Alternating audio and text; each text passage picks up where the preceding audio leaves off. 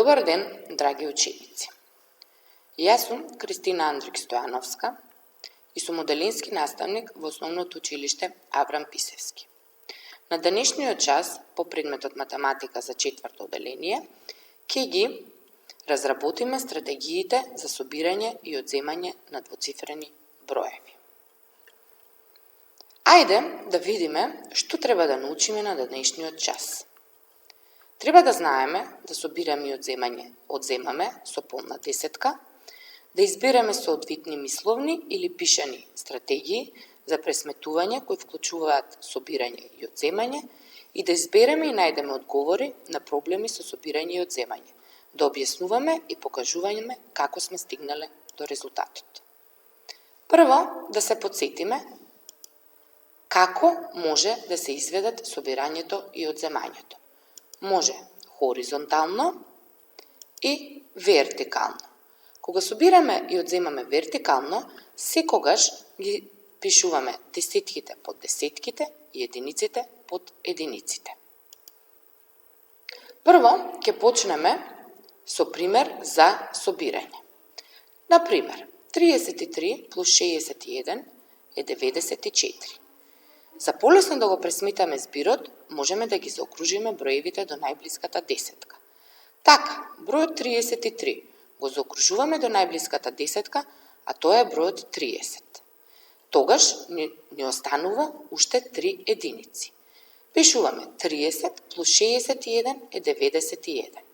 Потоа на збирот 91 го додаваме бројот 3 и го добиваме резултатот 94. Или бројот 61 можеме да го заокружиме до најблиската десетка, а тоа би бил бројот 60. Значи 33 плюс 60 е 93. На бројот 93 ќе го додадеме потоа бројот 1 и ќе го добиеме резултатот 94. На истиот начин можеме и да одземаме. Например, 72 минус 17 е 55. Како ќе одземаме со заокружување до најблиска десетка? Бројот 72 ќе го заокружиме на најблиската десетка, а тоа е бројот 70.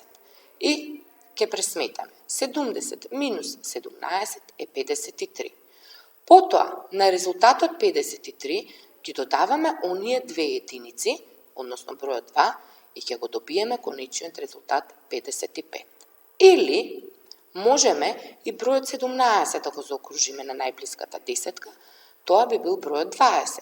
Значи, 72 минус 20 е 52. Потоа, на разликата 52 ќе го додадеме бројот 3 и го добиваме конечниот резултат 55. Следната стратегија за собирање е со разложување. Разложуваме на десетки и единици. Пример. 57 плюс 42 е 99. Еве го начинот на разложување. Бројот 57 го разложуваме на 50 и 7, бројот 42 го разложуваме на 42. Потоа ги собираме десетките со десетките, односно 50 и 40, ќе добиеме 90 и единиците со единиците 7 и 2 ќе добиеме 9, пишуваме 90 собраните десетки плюс 9 собраните единици, добиваме 99. Истата стратегија можеме да ја користиме и кај одземањето. Пример.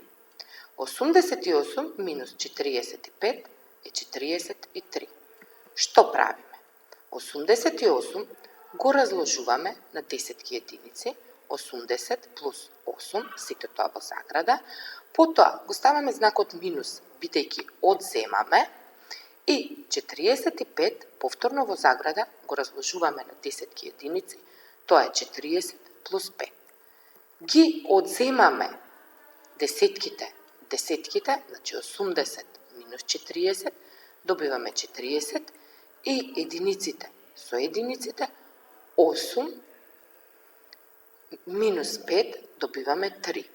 40 плюс 3 е 43. Стратегиите за собирање и одземање може да бидат многу интересни доколку се препуштите на играта со бројки. Ви предлагам секој од вас да пронајде своја стратегија и да ја нарече по свое сопствено име, односно како сака. Вашата стратегија споделете ја со вашиот наставник или со вашите другарчиња. Ви благодарам на вниманието и се надевам дека ќе се видиме на некој нареден час. До гледање.